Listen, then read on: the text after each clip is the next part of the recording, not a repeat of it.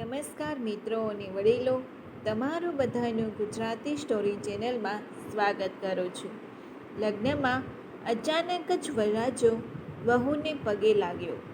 એક વડીલે તેને પૂછ્યું, કેમ?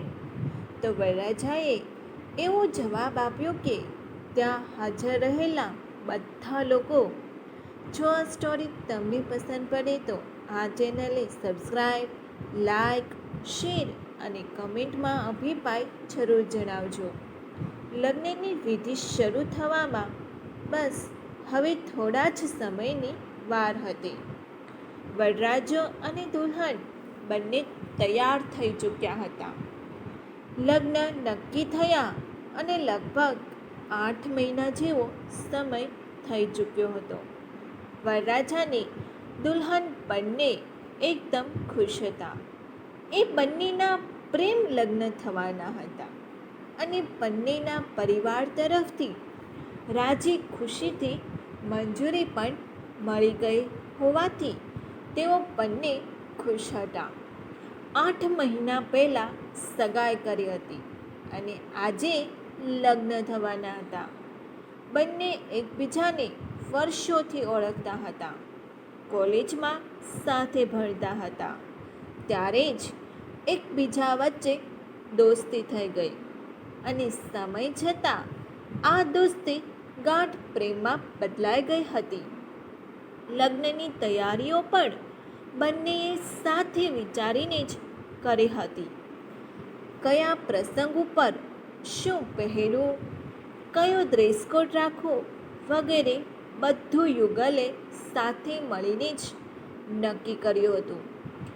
વિધિનો સમય થઈ ચૂક્યો હોવાથી વરરાજો અને દુલ્હન બંને સજીને એકબીજાની સમક્ષ ઊભા રહી ગયા હતા.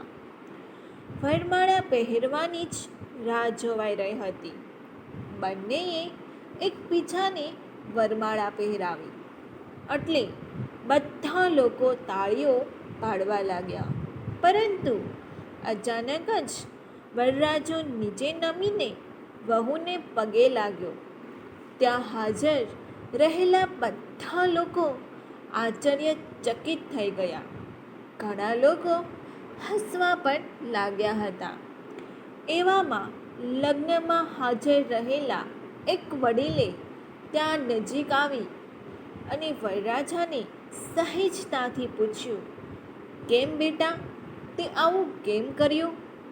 આ પ્રશ્ન સાંભળીને ત્યાં શાંતિ છવાઈ ગઈ. બધા લોકો વરરાજાના જવાબની જાણે રાહ જોઈ રહ્યા હોય એ રીતે તેની સામું જોવા લાગ્યા. વરરાજાએ ઊભા થઈ જવાબ આપતા કહ્યું, આ બીજું કોઈ નહીં પરંતુ આ એ જ છે જે મારા માતા પિતાનું સન્માન કરશે અને તેઓની સેવા કરવામાં પણ કંઈ બાકી નહીં રાખે. મને પણ હંમેશા ખુશ રાખવાનો પ્રયત્ન કરશે. મારા વંશને આગળ લઈ જશે. મારા ઘરની લક્ષ્મી પણ એ જ કહેવાશે. ડિલિવરી વખતે અમારા બાળક માટે તે મૃત્યુનો સ્પર્શ થાય તો તે સ્પર્શ કરીને પણ બાળકને જન્મ આપશે. આ મારા ઘરનો દીપક છે. એ જેવું વર્તન કરશે તેના વર્તનથી જ સમાજમાં મારી ઓળખ થશે. ગમે તેવા ખરાબ સમય કે મુશ્કેલીઓના સમયે તે મારી બાજુમાં ઊભી રહેશે. તેના દરેક સગાઓથી દૂર થઈને તે મારી પોતાની બનીને રહેશે.